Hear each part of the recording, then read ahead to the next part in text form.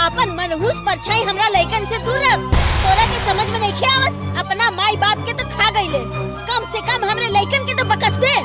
अरे माई मगर तू चुप कर, तोहनी भी कम ना बाड़न, जितना मना करेली उतना ही सटेले। आज के बाद एकरा से बात करत देख लेनी तो हमरा से बुरा केहू ना होई। चल जो अपना कमरा में जा, सब केहू जो जल्दी।